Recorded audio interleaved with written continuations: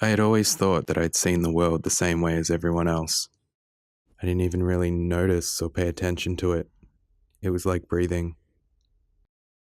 Then one day I was having an anxiety attack, and I was describing it to a friend. I said that it felt like I had a white glowing ball in my chest, and it was the reason that I couldn't breathe properly. She told me that that was a thing. I later looked up what she was talking about. That's when things started to make more sense to me.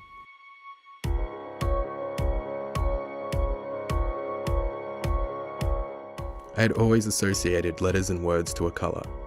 For example, M is red, but A is a bluish purple. Generally, a word will become the one colour depending on its first letter. Each day of the week also has a colour to me. For example, Monday is red, Tuesday along with Thursday are a darkish blue, while Friday is a light blue. I've also always associated colour auras to friends.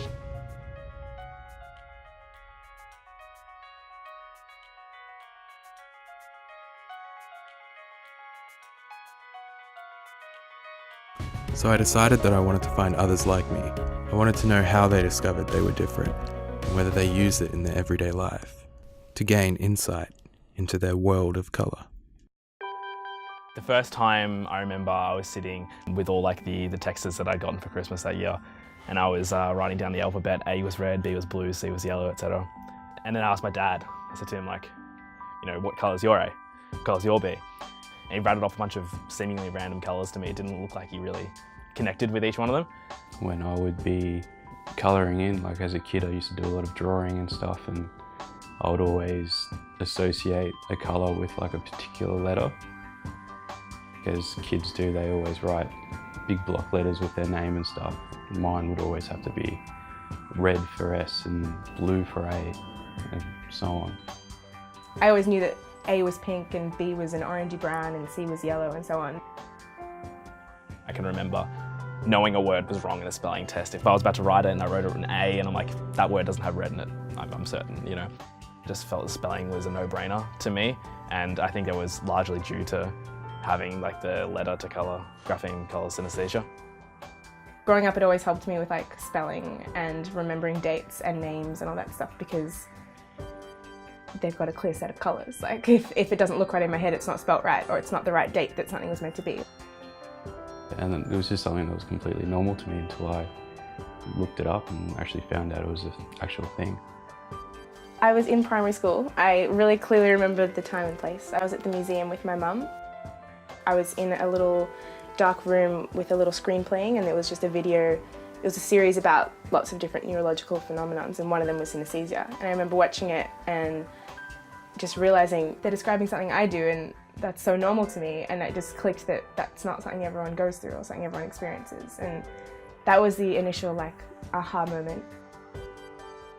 It wasn't until like several years later that I stumbled across the Wikipedia article for synesthesia, and as soon as I saw that picture in like the top right hand corner of like synesthesia and the numbers 0 to 9 like in different colours like that, I was like, bam, yep, that's me, I've got that,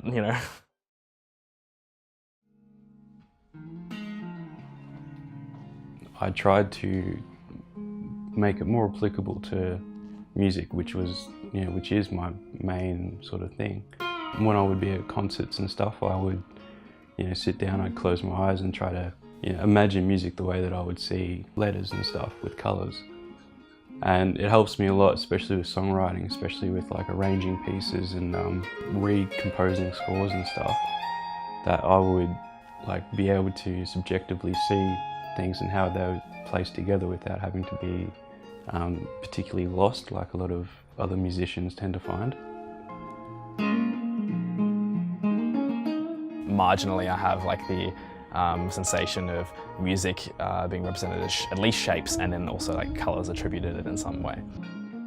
I've always found music that is particularly like vibrant to me and like creative sounding also tends to mimic that in like the visual representation. And so some of my favourite bands whose songs I've actually painted a couple of times, always look gorgeous to me in my head. Although I've always found the more I think about it, the less vibrant it becomes, and then if I think about it hard enough, it almost feels like I don't have synesthesia anymore.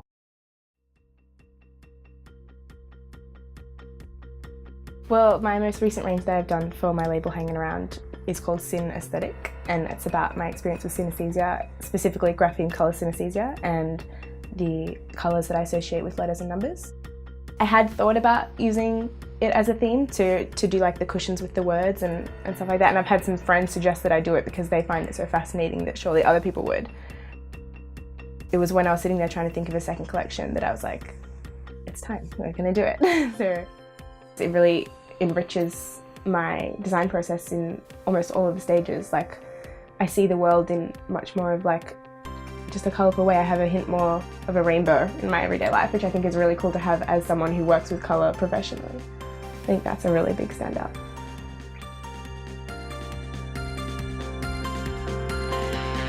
Welcome to our hidden worlds of colour.